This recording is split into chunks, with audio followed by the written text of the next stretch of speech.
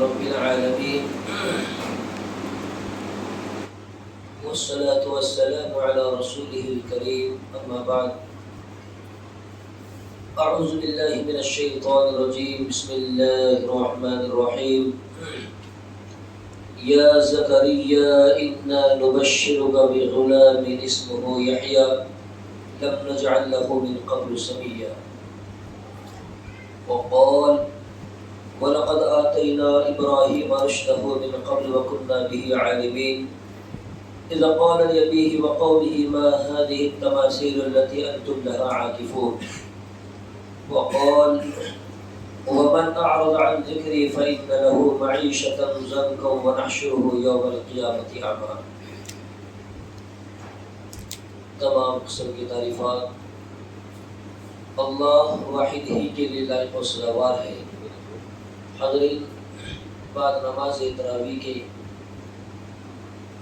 درس قرآن کا مختصر جو خلاصہ پیش کیا جا رہا ہے، تو آج کی تراویح کے اندر سورہ مریم، سورہ طٰہٰ اور سورہ انبیاء علیہ السلام جو ہے مکمل ہوئے ہیں، یعنی 17واں پارہ آدھا ہو گیا ہے۔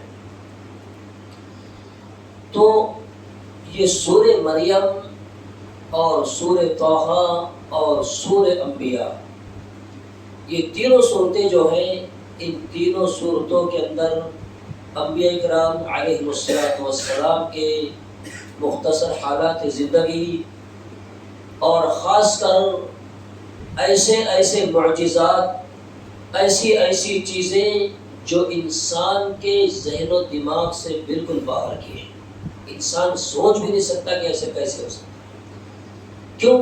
کیوں ہو سکتا ہے؟ اس لیے کہ یہ کرنے دھرنے والی ذات جو ہے اللہ تبارک و تعالیٰ کی ذات ہے، یہ انسان نہیں ہے جو کوئی معمولی چیز میں جو ہے عاجز اور بے بس ہو جائے، بلکہ اللہ رب العزت کی ذات وہ جو چاہے جیسے چاہے کر سکتی ہے۔ وہ اگر چاہے کسی کو بغیر ماں باپ کے اگر پیدا کرنا ہے تو بغیر ماں باپ کے بھی اللہ تعالیٰ پیدا کر دیتا ہے۔ کس کو پیدا کیا اللہ نے بغیر ماں باپ کے؟ حضرت آدم علیہ السلام کو۔ اور کسی کو اگر چاہے تو بغیر ماں کے بھی پیدا کر دے۔ بغیر ماں کے کس کو پیدا کیا؟ حضرت حوا علیہ السلام کو۔ اور اگر وہ چاہے تو بغیر باپ کے بھی پیدا کر کے دکھا دے۔ تو کس کو پیدا کیا بغیر باپ کے؟ حضرت عیسیٰ علیہ السلام کو۔ تو اس کی قدرت کو کوئی چیلنج نہیں ہے، وہ جیسے چاہے، جب چاہے، جس کے ساتھ چاہے، جیسا چاہے معاملہ کر سکتا ہے۔ تو ہمیں صرف اس کی ذات پر ایمان رکھ کر ان ساری باتوں سے سبق حاصل کرنا ہے کہ سارے فیصلے، سارے معاملات جو ہیں وہ اوپر سے نازل ہوتے ہیں۔ دنیا کے اندر کسی کے اندر بھی ذرہ برابر یہ طاقت اور شکتی نہیں ہے کہ وہ کسی کی بگڑی بنا دے، کسی کی بیماری دور کر دے، کسی کو وہ روزی روٹی دے دے، کسی کو اولاد سے نواز دے، کسی کو کیا نہیں سو جو کام انسان کرواتے ہیں وہ سارے کام کروا دے۔ اللہ کی ذات کے علاوہ قرآن کہتا ہے کہ اس زمین پر کوئی پتا بھی اگر درخت سے گرتا ہے اللہ کے حکم ہی سے وہ گرتا ہے، حرکت کرتا ہے تو اللہ کے حکم سے حرکت کرتا ہے۔ تو اللہ کی ذات کے علاوہ پوری کائنات میں کوئی بھی ذات، کوئی بھی شے ہرگز ایسی نہیں ہے جو اللہ تبارک و تعالیٰ کے معاملات میں ذرہ برابر بھی وہ دخل دے دے۔ یہ توحید کا عقیدہ ہے، بنیادی عقیدہ ہے، اور اسی عقیدے پر ہماری نجات ہے۔ ورنہ اگر اللہ کو مان کر بھی اگر ہمارے ذہن و دماغ میں اگر کوئی اور بھی اگر ہے جو کچھ تو بھی کر سکتے ہیں، یا کوئی بیماری سے شفا دے سکتا ہے، حادثات سے بچا سکتا ہے، اولاد دے سکتا ہے، روزی روٹی دے سکتا ہے، تو ہمارے عقیدے کی ہمیں درستگی کر لینی چاہیے۔ تو اللہ کی ذات جو ہے بہت عظمت والی اور بہت بڑی قدرت والی ذات ہے۔ تو ان صورتوں کے اندر جو ہے اللہ رب العزت کی بہت عظیم قدرتوں کو بیان کیا گیا ہے۔ سب سے پہلے اسٹارٹ میں جو ہے حضرت زکریا علیہ السلام، یہ جو ہے اپنی عمر کے بالکل آخری مرحلے میں پہنچ گئے تھے۔ یوں کہہ لیجئے کہ ان کی کمر جو ہے ٹیڑھی ہو گئی تھی۔ کمر کب ٹیڑھی ہوتی ہے انسان کی؟ جب انسان بہت زیادہ بوڑھا ہو جائے، چلنے پھرنے اٹھنے بیٹھنے کے لائق بھی نہ رہے۔ اور ان کی بیوی بھی، حضرت زکریا علیہ السلام کی بیوی جو ہے وہ بھی بوڑھی ہو گئی تھی۔ اس بڑھاپے کے عالم تک جو ہے اللہ نے اولاد کی نعمت سے محروم رکھا، آزمائش ہو گئی۔ اب وہاں پر کوئی ایسا بندہ تو تھا نہیں کہ کسی کے دربار پہ جا کر کسی کا تعویذ لے کر یا کسی کا پھل وغیرہ لے کر جو ہے اولاد سے اپنی جھولی بھر لیتے۔ پوری زندگی صبر کی، اللہ رب العزت سے دعا مانگی۔ اللہ رب العزت نے اس عالم میں، بڑھاپے کے عالم میں جو ہے حضرت زکریا کو بشارت دی کہ یا زکریا انا نبشرک بغلام اسمہ یحییٰ، اے زکریا ہم تمہیں ایک بچے کی خوشخبری دیتے ہیں، اور اس بچے کا نام کیا ہوگا؟ حضرت یحییٰ علیہ السلام۔ تو یہ عمر کے آخری مرحلے میں اللہ رب العزت نے جو ہے ان کو خوشخبری دی، جبکہ ان کی بیوی جو ہے کیا کہتی تھی؟ وَكَانَتِ امْرَأَتِي عَاقِرَةً، میں تو باج عورت ہوں، اب تو میرا کھیل ختم ہو گیا ہے، 90 80 100 سال کی عمر میں کس کو اولاد ہوتی ہے؟ لیکن اللہ رب العزت اگر دینا چاہے تو وہ کہیں سے بھی اور کسی کو بھی دے سکتا ہے۔ اور آگے چل کر حضرت مریم علیہ السلام کا واقعہ یہاں پر بیان ہوا ہے۔ اللہ رب العزت نے جو ہے اپنی روح کے ذریعے سے یا اس کا جو بھی طریقہ کار رہا ہو، حضرت مریم علیہ السلام کے پیٹ میں جو ہے حضرت عیسیٰ علیہ السلام کا جو ہے مجسمہ تیار ہو گیا۔ حضرت عیسیٰ کی ولادت کا مرحلہ چالو ہو گیا۔ تو حضرت مریم جو ہے ایک پہاڑ میں رہا کرتی تھی، بستی سے دور، لیکن جب ان کا بچہ ہوا تو وہ بچے کو لے کر جو ہے بستی کی طرف آ گئی۔ تو بستی میں آنے کے بعد میں جو ہے لوگ ان سے بات چیت کرنے لگے، پوچھنے لگے یہ کیا ہے، تیرا تو شوہر بھی نہیں، اور یہ بچہ کہاں سے اٹھا کے لائے، کس کا اٹھا کے لائے؟ تو حضرت مریم پر جو ہے بہتان باندھنے لگے۔ تو حضرت مریم کو اللہ رب العزت کی طرف سے حکم تھا انی نذرت للرحمن صوما فلن اکلم اليوم انسیا، مجھے اللہ کی طرف سے جو ہے حکم دیا گیا ہے کہ میں کسی سے بات نہیں کروں گی، میں نے بات کرنے کا روزہ رکھ لیا ہے۔ تو لوگ بولنے لگے لقد جئت شیئا فریا، تم نے یہ کیا برا کام کیا ہے؟ اے ہارون کی بہن، تیرے باپ نے، تیرے ماں نے کبھی برائی کا کام نہیں کیا تھا۔ ما کان ابوک امرأ سوء وما کانت امک بغیہ، نہ تیرا باپ برا تھا نہ تیری ماں بری تھی، لیکن یہ تو نے کیا کر دیا ہے؟ دیکھیے لوگ جو ہے کسی برائی کو جب دیکھتے ہیں تو اس کا اثر کہاں جاتا ہے؟ ماں باپ کی تربیت کی طرف، خاندان والوں کی تربیت کی طرف۔ تیرا باپ دیندار تھا، تیری ماں اچھی تھی، تیرا خاندان علمی گھرانہ خاندان ہے، تو اہل حدیث مسلک سے تعلق رکھتا ہے، اور یہ تو کیا کر کے بیٹھ گیا ہے؟ اس طرح جو ہے لوگوں کے اندر عادت ہوتی ہے۔ تو تربیت کا اثر جو ہے ہمارے بڑوں سے ہم کو ملتا ہے، اور ہماری تربیت جہاں پر خراب ہوئی تو وہاں پر ہم تو بدنام ہوئے ہی، لیکن ہمارے وہ ماں باپ جن کی تھوڑی بہت کمی بیشی سے ہو سکتا ہے کہ وہ بھی بدنام ہو جائے۔ تو حضرت مریم علیہ السلام نے جو ہے حضرت عیسیٰ کی طرف اشارہ کیا، فاشارت الیہ قالوا کیف نکلم من کان فی المہد صبیا۔ لوگ ان سے بات کر رہے ہیں اور وہ بول رہے ہیں یہ بچہ کتنے دنوں کا تھا؟ بالکل 2-4 دن کا بچہ، 1-2 دن 4 دن کا 8 دن کا بچہ، معصوم بچہ جو بالکل گود میں رہنے کے لائق ہو۔ لوگوں نے کہا کہ یہ کیسے بات ہے؟ من کان فی المہد صبیا، جو بچہ جھولے کے اندر ابھی بالکل معصوم سا ہو، جو صرف گناہ کر سکتا ہو، وہ کیسے بات کرے گا؟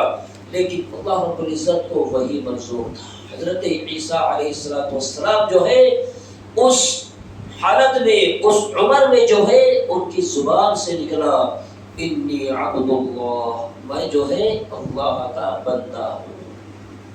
حضرت عیسیٰ علیہ السلام نے کہا میں اللہ کا بندہ ہوں، نہ کہ اللہ کا بیٹا ہوں۔ لیکن ان کم وقتوں نے جو ہے حضرت عیسیٰ علیہ السلام کو جو ہے نعوذ باللہ اللہ کا بیٹا قرار دیا ہے۔ اور اس کے بعد میں انہوں نے تفسیر بیان کی کہ آتانی الکتاب وجعلنی نبیا، اللہ نے مجھے کتاب دی ہے، میں نبی بننے والا ہوں، اور میں جہاں پر بھی رہوں گا اللہ اس جگہ کو مبارک بنا دینے والے ہیں، اور میں تمہیں نماز کی، زکات کی جب تک زندہ رہوں گا تمہیں وصیت کرتا رہوں گا۔ تو یہ ایک زبردست معجزہ تھا جو انسان کے ذہن و دماغ سے بالکل ماورا تھا۔ اور اس کے علاوہ آگے چل کر حضرت موسیٰ اور حضرت ہارون علیہ السلام کا واقعہ بھی مذکور ہوا ہے۔ ان کی زندگی کے جو حالات اور وہ سامری نے جو بت بنا کر لوگوں کو اس کی عبادت کی طرف رجوع کیا تھا، وہ سارے واقعات کو اللہ رب العزت نے اس سورے اور اس کے علاوہ اور بھی بہت ساری صورتوں کے اندر جو ہے اس کو بیان کیا ہے۔ اور ایک چیز یہاں پر یہ بیان کی گئی ہے کہ حضرت ابراہیم علیہ السلام، حضرت ابراہیم علیہ السلام بھی جو ہے اپنی عمر کے آخری مرحلے میں پہنچے، دعا مانگتے رہے، تقریباً 85 سال کی عمر کے بعد ان کی دعا قبول ہوئی۔ اللہ رب العزت نے اس عمر میں حضرت ابراہیم علیہ السلام کو جو ہے اولاد کی نعمت سے مالا مال کیا تھا۔ تو یہاں پر بھی ان کی دعوت کے مرحلے اور انداز کو بیان کیا گیا ہے۔ انہوں نے کیسی دعوت دی، قوم والوں کا کیا رویہ رہا، اور باپ کو اسپیشل میں وہ سمجھاتے رہے، یا ابت لا تعبد الشیطان، اے میرے ابا جان شیطان کی عبادت مت کیجیے، ان الشیطان کان للرحمن عصیا، اس لیے کہ شیطان جو ہے وہ اللہ کا نافرمان ہے۔ اور پھر کئی طریقے سے حضرت ابراہیم نے دعوت دی، کہا کہ وَلَقَدْ آتَيْنَا إِبْرَاهِيمَ رُشْدَهُ مِنْ قَبْلُ وَكُنَّا بِهِ عَالِمِينَ إِذْ قَالَ لِأَبِيهِ وَقَوْمِهِ مَا هَٰذِهِ التَّمَاثِيلُ الَّتِي أَنتُمْ لَهَا عَاكِفُونَ۔ انہوں نے جو اپنے باپ سے اور اپنی قوم سے کہا کہ یہ بت، یہ مورتیاں، یہ مجسمے جن کو تم چپکے پڑے رہتے ہو، یہ کیا ہے؟ ارے یہ تماشا کیا ہے؟ تم نے جو ہے ایسی چیزوں کو اپنا خدا نعوذ باللہ بنا لیا ہے جو نہ نفع پہنچا سکتے ہیں، نہ نقصان پہنچا سکتے ہیں، اور نہ ہی جن کی عبادت اور پیروی کا اللہ نے تمہیں حکم دیا ہے۔ یہ کیا تماشا ہے؟ قوم والوں نے جواب دیا، وہی جواب اللہ کے رسول صلی اللہ علیہ وسلم کے زمانے کے مشرکوں نے بھی دیا، اور وہی جواب بدقسمتی سے آج امت مسلمہ بھی دے رہی ہے۔ کیوں؟ لا علمی کی وجہ سے۔ حضرت ابراہیم کی قوم نے کیا کہا؟ قالوا وجدنا آباءنا لها عابدین، ارے میاں تم کیا بتاؤ گے، ہم نے ہمارے باپ داداؤں کو دیکھا ہے وہ سب ان کی عبادت کرتے تھے۔ اور اللہ کے رسول صلی اللہ علیہ وسلم نے جب اپنے قوم کو دعوت دی تو وہاں کے لوگ بھی وہی کہنے لگے، محمد تو یہ کیا بیان کر رہا ہے، تو ہمارے معبودوں کو، ہمارے دیوی دیوتاؤں کو بے وقوف اور نادان کرتا رہا ہے، یہ کیا تماشا ہے؟ ارے ہم نے ہمارے باپ داداؤں کو، بڑوں کو دیکھا ہے، وہ کیا بے وقوف تھے؟ ان کی عبادت کرنے والے، ان کی پیروی کرنے والے، ان کو دھلانے دلانے والے، ان کا سب کچھ کرنے والے ہمارے باپ دادا تھے جو بے وقوف تھے۔ یہ مشرکوں کا جواب۔ اور آج بھی جب قرآن و سنت کی دعوت دی جائے تو لوگ کیا کہتے ہیں، کہاں لے کر آئے، یہ کیا لے کر آئے، قرآن حدیث، اہل حدیث، یہ وہ دنیا بھر کا۔ ہمارے باپ دادا جو عالم تھے، حافظ تھے، انہوں نے فلاں کی پیروی، فلاں کی تقلید، فلاں کا مسلک اور فلاں کی اتباع میں زندگی گزار دی، کیا وہ لوگ بے وقوف تھے؟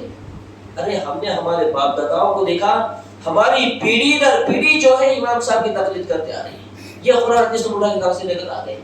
تو اس طرح کے جوابات جو ہے قوم کو دیے گئے، جبکہ یہ جوابات جو ہے انسان کے نادانی کی سب سے اعلیٰ مثال ہے۔ یہ کیا جواب دے رہا ہے؟ مشرکوں والا جواب، کفار والا جواب، کہ جس کے اندر کوئی اصلیت نہیں ہے۔ جب اللہ اور اس کے رسول صلی اللہ علیہ وسلم کا فرمان اور پیغام آ گیا ہے تو دنیا کے کسی بڑے کی بات جو ہے ہرگز نہیں مانی جائے گی۔ اور پھر اسی سورہ میں اللہ رب العزت نے اعمال کی طرف ہماری نشاندہی کرتے ہوئے کہا، وَمَنْ أَعْرَضَ عَنْ ذِكْرِي فَإِنَّ لَهُ مَعِيشَةً ضَنْكًا وَنَحْشُرُهُ يَوْمَ الْقِيَامَةِ أَعْمَىٰ۔